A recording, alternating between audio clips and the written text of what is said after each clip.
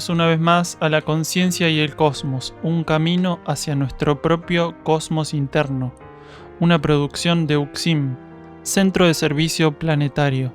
Conducen y operan este programa Nikashnok y Guamaitlán.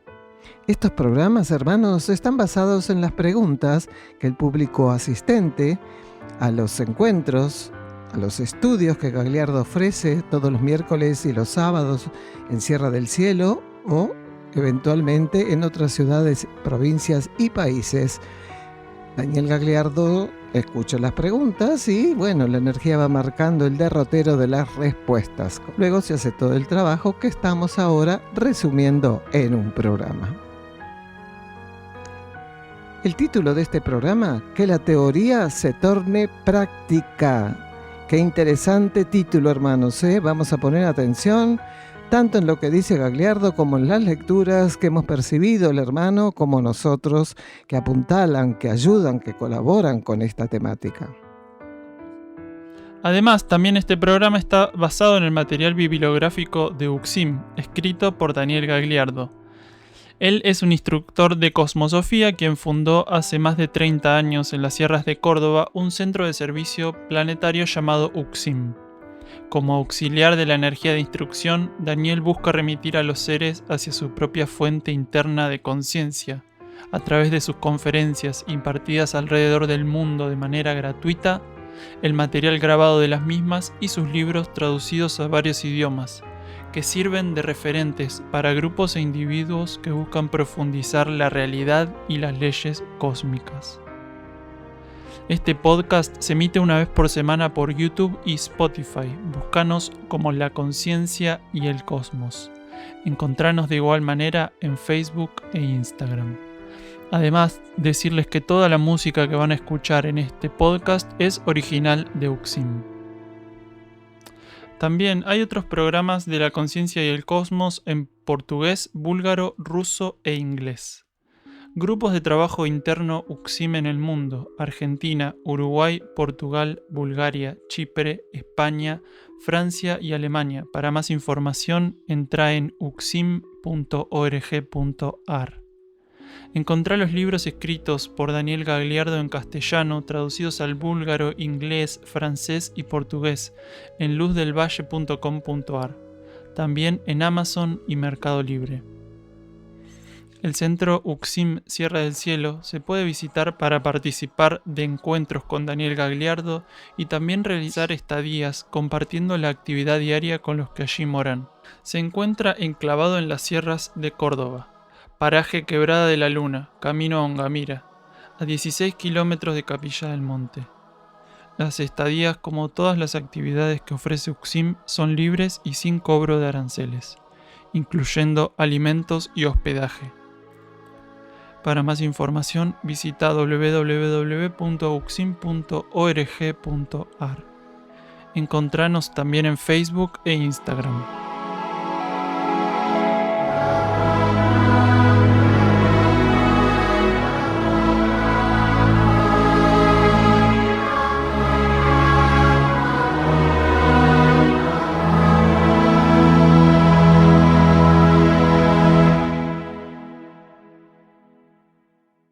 Durante este programa vamos a leer la primera de las preguntas que realiza un estudiante y que Gagliardo la vuelca en la colección Cuadernos La Luz del Peregrino, en su cuaderno número 2, titulado Pruebas. La pregunta en cuestión dice: ¿qué es lo primero que se evidencia cuando damos los primeros pasos por esta filosofía cósmica para la nueva humanidad?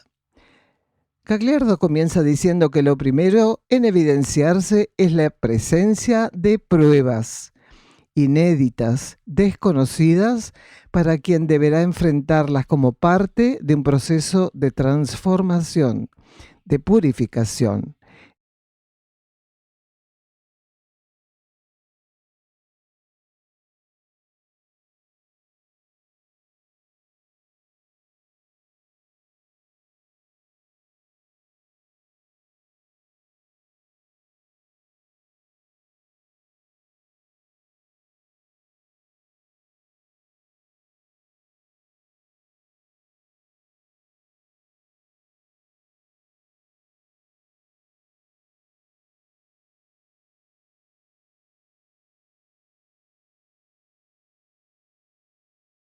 y estos buscarán imponer a su conciencia lo correspondiente para ese momento. Su conciencia psíquica se aproxima a la vida interna y al ir concretando esa aproximación encontrará experiencias hasta ese momento desconocidas, empezará a comprender cómo aquello no conocido de forma inédita le es ofrecido para asumirlo. Esta es la primera parte, vamos a continuar, pero una vez que el ser comienza, que es tocado con esta energía y el ser percibe que hay algo más, no quedarse con que eso es todo y que ya estamos a la diestra del Padre. Ese es el inicio, hermanos. De ahí hay mucho para hacer.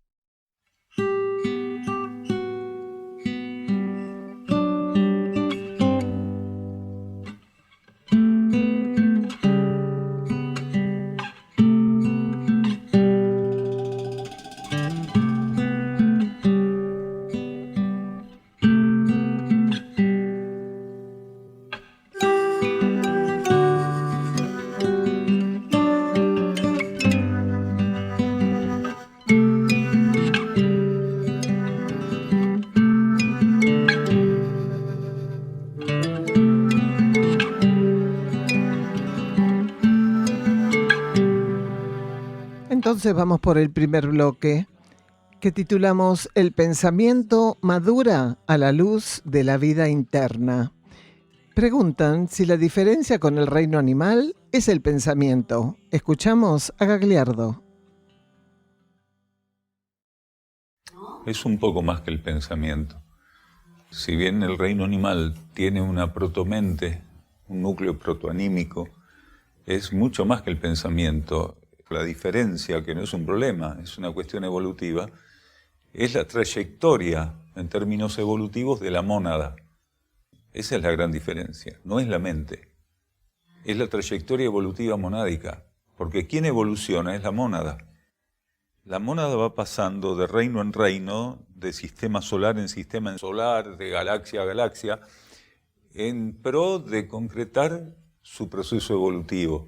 Cuando decimos mónada estamos hablando de espíritu, un término que hace referencia a espíritu. Entonces la diferencia es la madurez monádica, la expansión monádica, porque la mente simplemente es una cuestión de administración de energías, es una relación de la energía monádica con un campo determinado evolutivo, es una herramienta que se le da a la mónada a través de la cual hace una experiencia evolutiva por medio del alma. Pero el tema es la diferencia evolutiva monádica. Claro, siempre aparentemente las diferencias o las cuestiones están en lo evidente, y no es lo evidente pensar en términos evolutivos monádicos, pero obligadamente tenemos que ir a ese punto. El pensamiento tiene que apuntar por sobre encima de las cuestiones o de los reclamos que le hace continuamente el centro emocional, la conciencia emocional. ¿Y por qué el pensamiento tiene ese problema? Porque no está orientado, su antena de captación, su interés no está orientado a la fuente que podría elevar el pensamiento y así evitar que el pensamiento entre en complicidad con el centro emocional.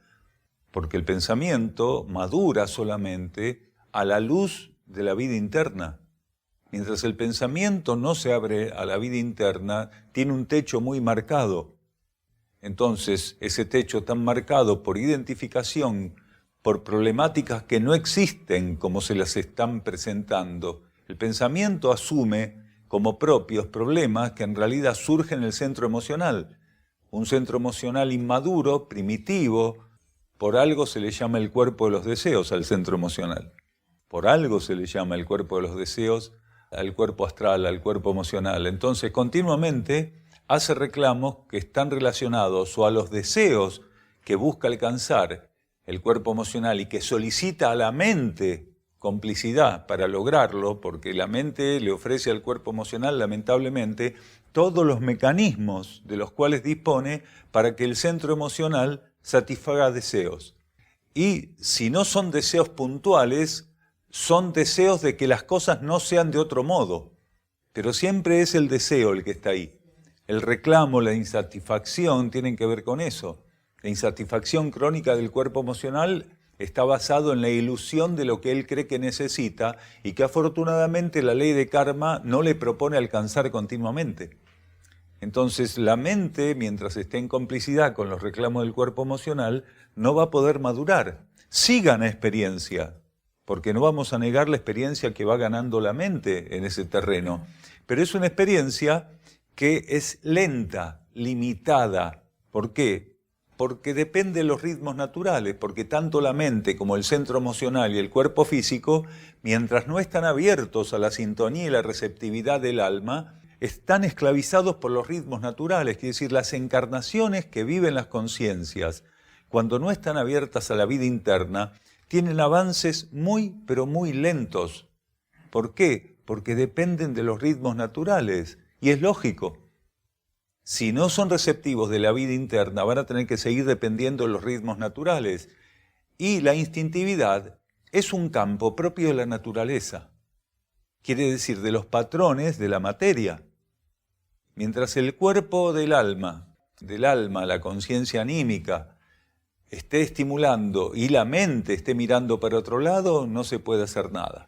El día que la mente se abra a los estímulos del alma y empiece a buscar ese centro, entonces se va a fortalecer para no responder de un modo tan desequilibrado y desequilibrante a los reclamos del cuerpo emocional. Va a llegar un momento que la mente va a pasar por un grado de madurez y va a observar las emociones en el marco de la personalidad diciendo, esto no puede ser así. Esto va a tener que ser trascendido. Y va a ir entendiendo que la trascendencia de todo eso también es una responsabilidad a su cargo que nunca cumplió, porque en la medida que ella se hubiera abierto a la vida interna, a las propuestas del alma, ella hubiera sido quien, al madurar, tuviera la capacidad de transferir al cuerpo emocional aquello que la mente está haciendo propio.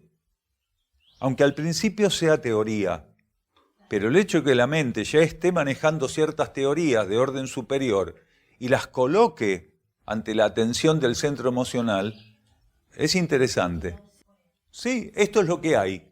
La mente lo está profundizando, está en prueba y error, está intentando que esa teoría se torne práctica, lo que hoy sería la espiritualidad práctica de la cual tantas veces hablamos, pero aunque sea que lo esté considerando como una cosa muy válida y muy probable en el campo teórico, ya se lo empieza a colocar, a través de un movimiento reflejo, se lo empieza a colocar al cuerpo emocional, que va a tener que empezar a admitir que hay dos opciones. Porque mientras la mente es cómplice del centro emocional, para el centro emocional no hay dos opciones. Porque ¿qué es lo más cercano que tiene en el marco de la personalidad? La complicidad mental. La complicidad mental y la compulsividad de buscar gobernar al cuerpo físico en la satisfacción de los deseos que el cuerpo emocional generalmente no satisface. ¿Por qué? Porque hay límites que la ley de karma y la propia conciencia interna le imponen a la personalidad. Entonces, realmente cuando empiece a considerar que hay dos opciones, empieza un camino gradual de reversión. Mientras el centro emocional empieza a considerar tal vez que hay dos opciones, la mente se descomprime y avanza en su relación con la vida interna. Y a partir de ahí empieza a irradiar para el centro emocional algo que ya no es teoría, porque esa relación con la vida interna es un movimiento práctico de acercamiento y de influencia de la vida interior hacia el campo mental y a través del campo mental hacia el centro emocional. Y ahí el tema empieza a cambiar un poco.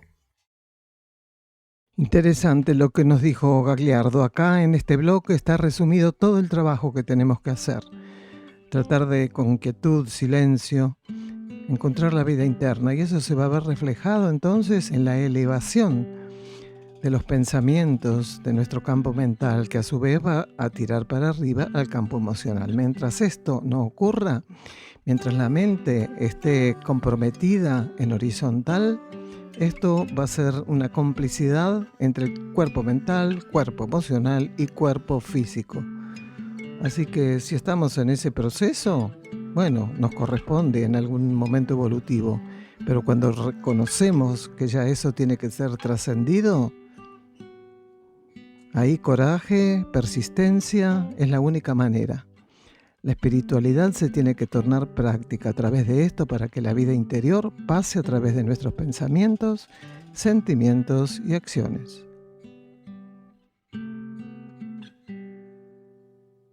Continuamos con la lectura de la primera pregunta, ¿no es cierto?, que Gagliardo responde en el cuaderno número 2, Pruebas, de la colección Cuadernos La Luz del Peregrino.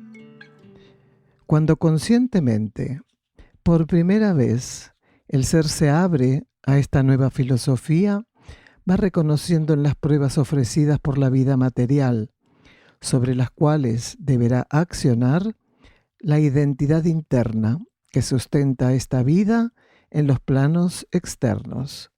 Observará todo aquello como un ofrecimiento guiado por la ley interna.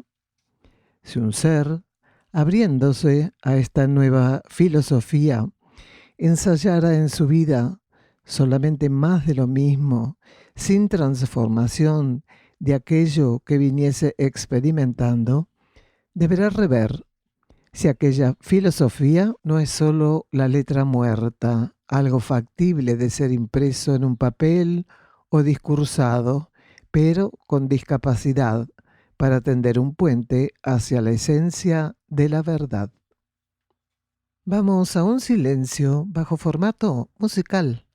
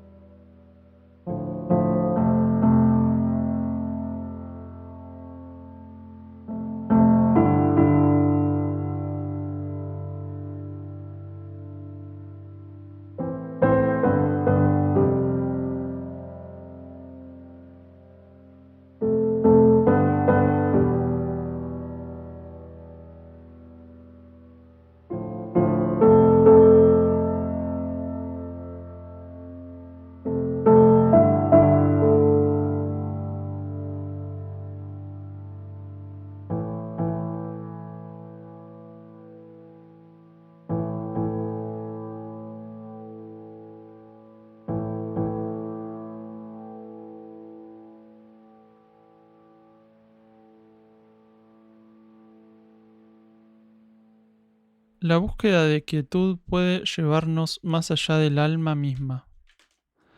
Cuando un ser se alinea en sintonía hacia lo alto, los patrones de sensibilidad emocional y mental se trascienden. Empieza a ver y percibir todo en correspondencia con la óptica interna. De la misma manera, al avanzar en el propósito de la entrega, más alineada a la óptica interior funcionará su perspectiva personal, cercana al procedimiento previsto por la voluntad superior con relación al tratamiento que deberá dar a las situaciones. sin querer decir esto que la trascendencia del predominio emocional de las situaciones lo conviertan en indiferente ante ellas. Por el contrario, allí es donde comenzará con menores obstáculos el camino de la compasión. Una relación desconocida con la energía de liberación que pasará a infundir sobre él una incondicionalidad que será parte de su tarea custodiar, preservándola de los embates de fuerzas retrógradas. Este era un fragmento del cuaderno La Entrega de la colección Cuadernos La Luz del Peregrino.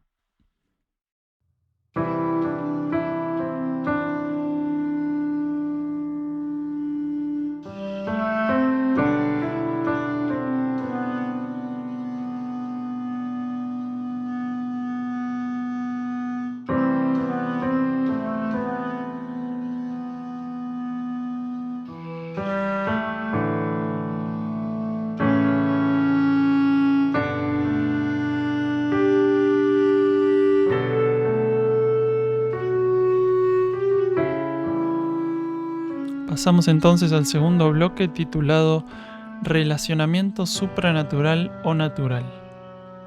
Preguntan, ¿cuándo llega el silencio mental? Escuchamos a Daniel. No puede avanzar sobre el silencio mental la mente hasta que no profundiza su relación interna, porque el silencio no nace en la mente. La mente se tiene que tornar depositaria del silencio. El silencio es una cualidad del alma, de la vida interna, pero en el contexto de los núcleos interiores, el más cercano a la mente es el núcleo supramental inmediato, que es el alma. Entonces, el silencio proviene de una influencia que el alma empieza a ejercer en un cuerpo mental que ya está suficientemente receptivo. Lo mismo la quietud emocional. El emocional no se puede aquietar, no se puede calmar. Tanto la quietud emocional como el silencio mental surgen de una sintonía, una aceptación, y lo sepan o no el cuerpo mental y el cuerpo emocional, una gradual donación a la vida interna, que empieza simplemente por prestarle un poco más de atención, sin saber que esa búsqueda de atención interior es el principio de la donación a la ley interna, a las leyes espirituales. Que el nivel supramental más cercano, inmediato a la mente, es el alma. Porque todo lo que está en la supramente, en los niveles supramentales, responde a las leyes internas y forma parte de la conciencia interior del individuo. El alma, el traje de luz o el campo espiritual, la mónada y el principio divino o primario. Esos 4 niveles de conciencia son el nivel supramental, lo que es el campo supramental. Quiere decir la personalidad interna, por llamarlo de algún modo. Entonces, en lo inmediato, el alma es quien influencia adaptando energías para una mente que no puede empezar así, digamos, por decirlo de algún modo, trabajando y sintonizando estímulos monádicos.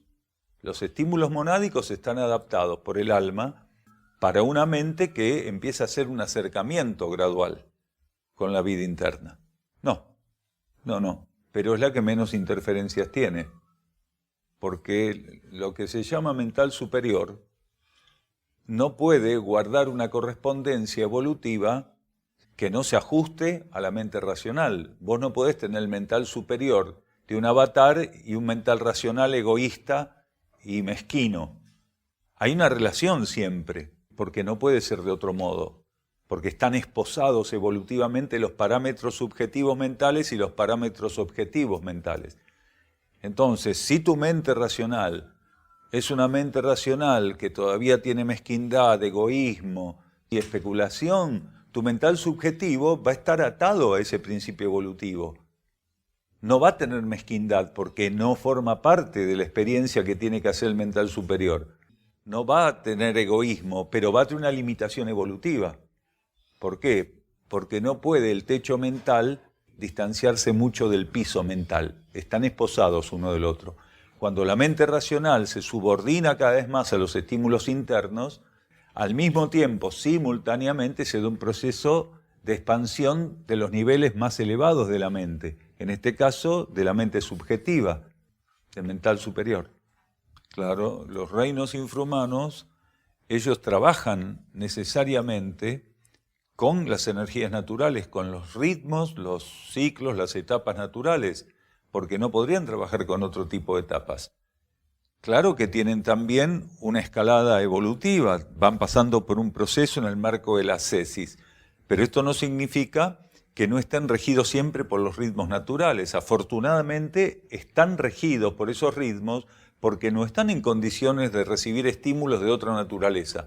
La naturaleza encuentra en los reinos infrahumanos el campo adecuado para hacer su ensayo de regencia. Involucra a los reinos infrahumanos del modo adecuado, en base a sus necesidades evolutivas. La necesidad evolutiva del reino mineral, vegetal, animal, está de algún modo salvaguardada por el marco de la entidad naturaleza. Vamos a hablar de este planeta, ¿no? Porque en cada planeta es diferente, de la entidad naturaleza que rige este planeta. Porque hay un conjunto de fuerzas, de leyes, de entidades, que son realmente las que rigen y sostienen las leyes naturales. Entonces, esas leyes naturales tienen una actividad absolutamente fundamentada en cada etapa planetaria según las necesidades de los reinos. Entonces, es una salvaguarda que tienen los reinos infrahumanos al ser regidos por la naturaleza. El problema está en el reino humano, que tiene que trascender esa limitación que está marcada y está simbolizada por el alto grado de instintividad y de animalidad que está despierto todavía en los seres humanos. Cuando, para trascender eso, tienen que entablar una relación con la vida interna, lo que para el ser humano, para una humanidad en un contexto general universal, representa empezar a entablar un vínculo con la supranaturaleza, mientras los reinos infrahumanos tienen que entablar un vínculo con la naturaleza, que es necesario su evolución. En el reino humano hay que trascender la relación con la naturaleza, porque si no nos estancamos, y tenemos que aprender a relacionarnos con la supranaturaleza. En la supranaturaleza, tanto general para la humanidad como individual, porque individual, ¿qué es la supranaturaleza para el individuo? El alma, el traje de luz cuando está despierto y formado. La conciencia monádica, el principio divino, o sea, la supranaturaleza en nosotros tiene 4 niveles bien marcados. Y lo mismo tiene la supranaturaleza general universal. Entonces, la humanidad en general no se relacionó con la supranaturaleza. Y algunos individuos han podido despegarse de ese hipnotismo con la materia, esa compulsividad de identificación con el principio natural y material, y están abiertos a un proceso de guía, de un proceso de expansión, de un proceso ascensional, que les va a permitir coligarse con las energías y las leyes supranaturales, lo que para el individuo, ya no para la humanidad, representa el acercamiento con las leyes espirituales, el acercamiento a su propia regencia espiritual.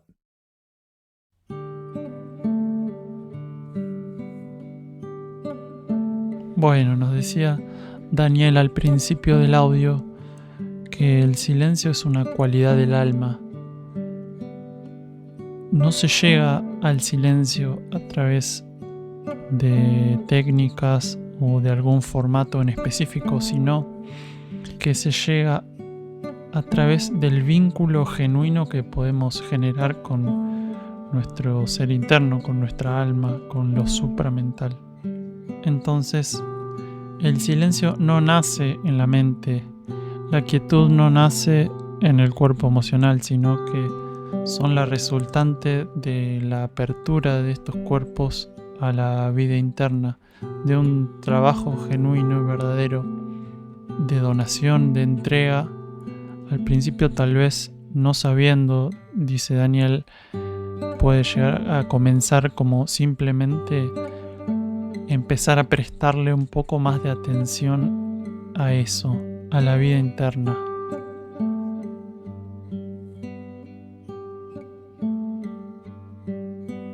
Vamos a seguir leyendo entonces fragmentos del cuaderno La Entrega para complementar esto que venimos hablando.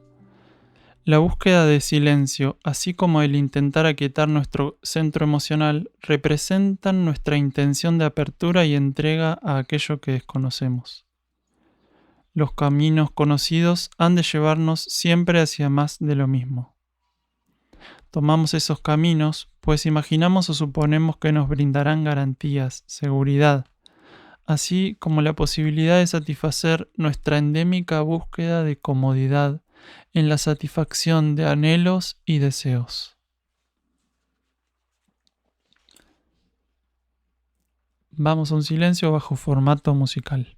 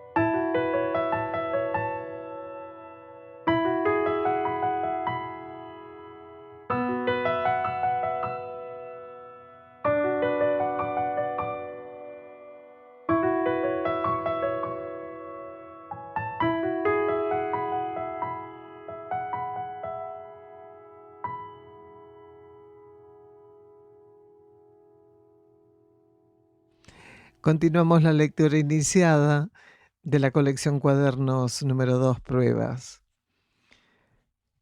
Vivir una filosofía.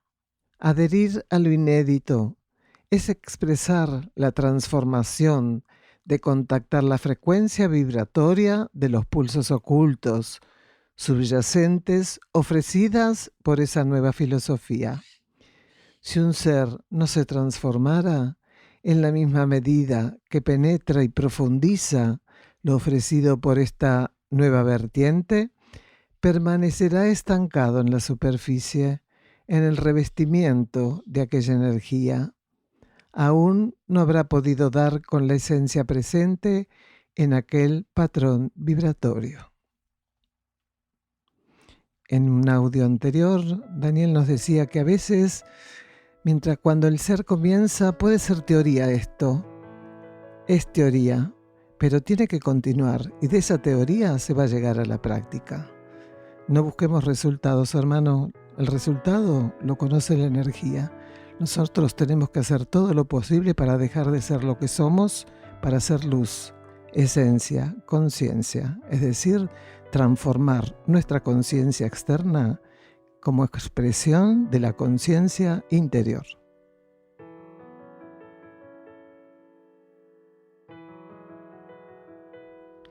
Bloque número 3. La ley de karma nos podía llevar al umbral de la vida cósmica. Gagliardo continúa hablando sobre los reinos infrahumanos y se consulta si los especímenes que han avanzado más en su evolución están regidos ya por una interfase entre lo natural y lo supranatural.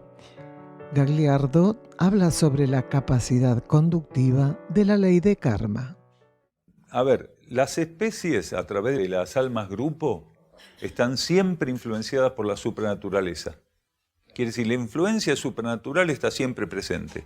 ¿Qué pasa con esos animales que van avanzando un poco más que el resto en términos evolutivos? Esos animales empiezan a responder a estímulos de la naturaleza de corte superior, que no necesitan ser la acción directa de la supranaturaleza. Para que se entienda bien, trazando un paralelo con el reino humano, con nosotros, la humanidad de este planeta.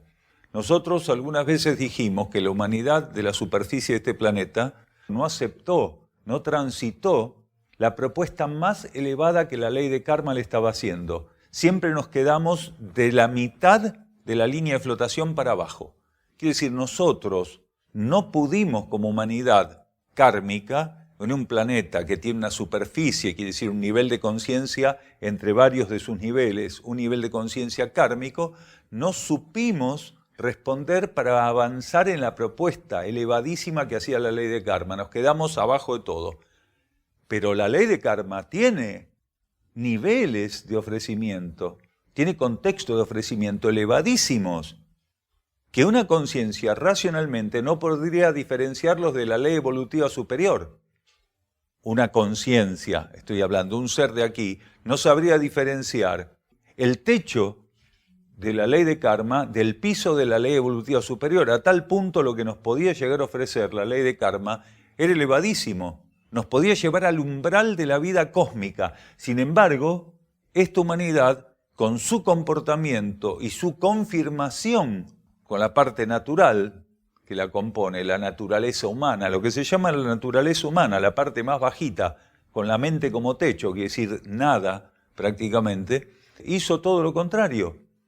Desperdició esa gran oportunidad. Entonces, aquí la mayoría de los seres que han estudiado algo del karma, que lo han profundizado teorizando o que han seguido doctrinas orientales, principalmente orientales, que hablaban de la ley de karma, no entienden lo que realmente tenía la ley de karma para ofrecer.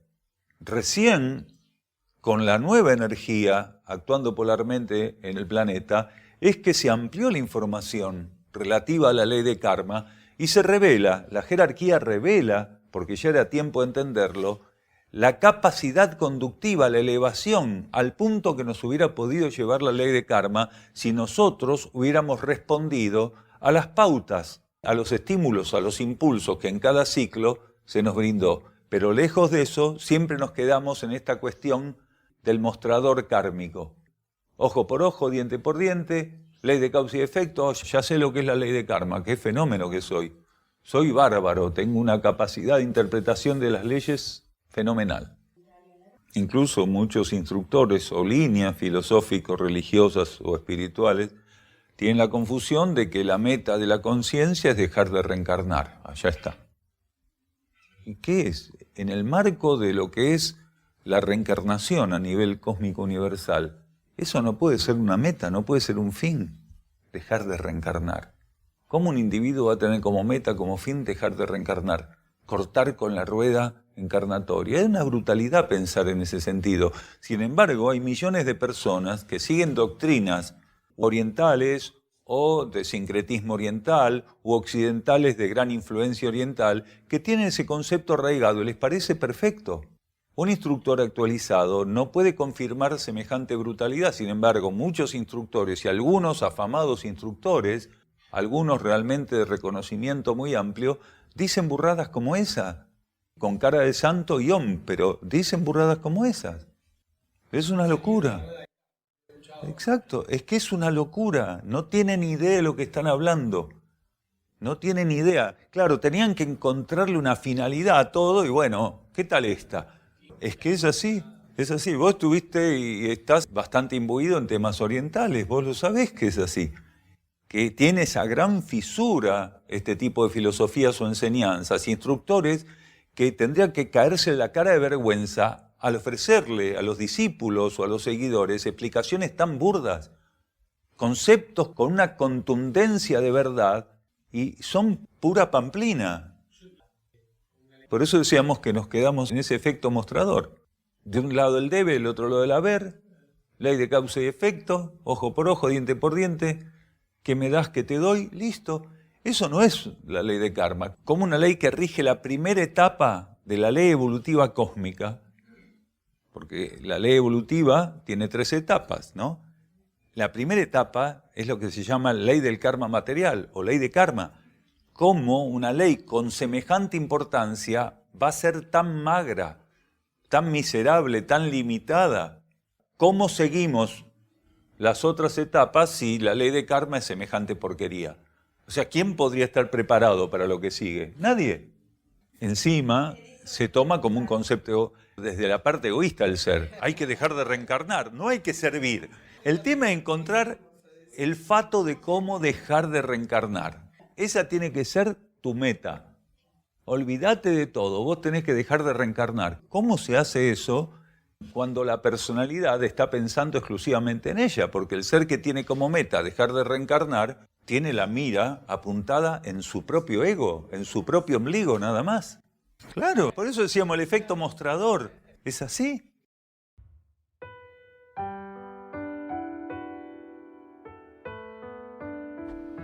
Bueno, acá Daniel nos habla mucho sobre la ley de karma, ¿no es cierto? La capacidad conductiva que tiene cada uno de nosotros al escuchar este fragmento de este estudio, puede sintonizar con qué parte está identificándose para poder trabajar sobre eso. La ley de karma es la ley básica de las 3 evolutivas, ¿no es cierto? De la ley evolutiva, precisamente, el universo bajo leyes de expansión. Estamos ahí. Esa es nuestro estadio evolutivo. Pero entonces tenemos que tratar de comprender el amor y la conductividad de esta ley.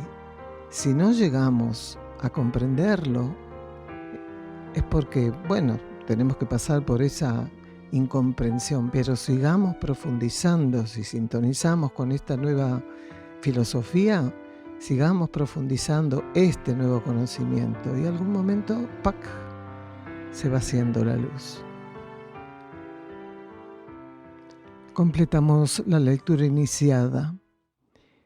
Si cualquiera de nosotros, abierto a los nuevos impulsos que la vida única está colocando en este ciclo de transición tan particular del planeta, estuviera ante eso sin poder avanzar, sin poder salir de una posición detenida, debería osar y con coraje replantearse todo.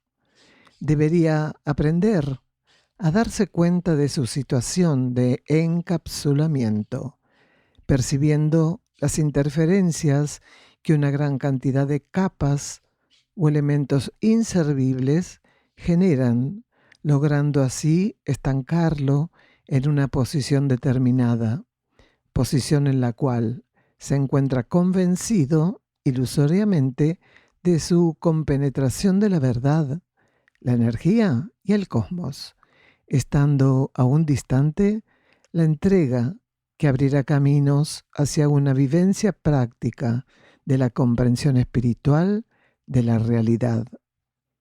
La vida cósmica es vida en simplicidad.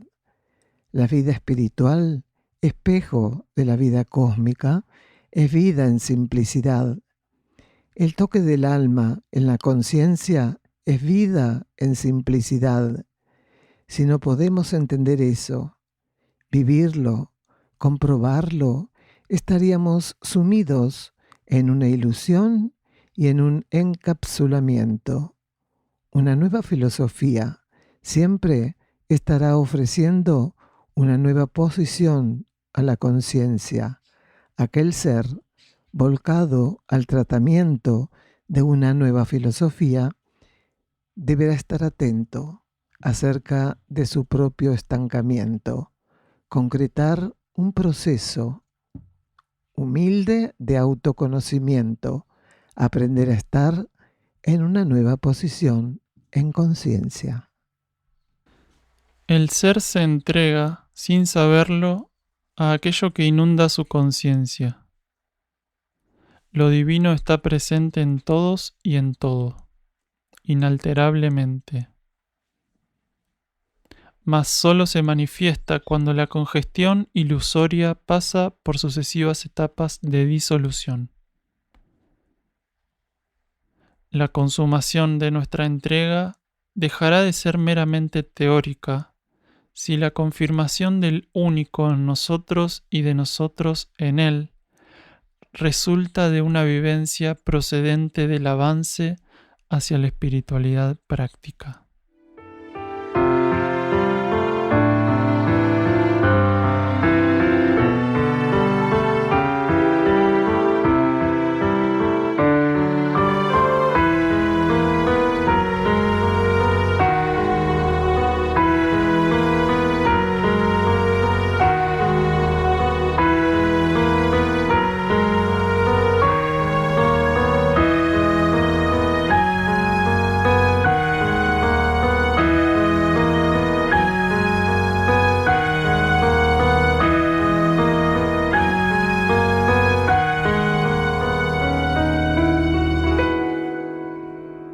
Avanzamos el título del próximo programa. Nunca estuvimos a la altura del potencial que cada instructor ofrecía. Nos despedimos hasta la próxima. De la conciencia y el cosmos, un camino hacia nuestro propio cosmos interno. Una producción de UCSIM, Centro de Servicio Planetario.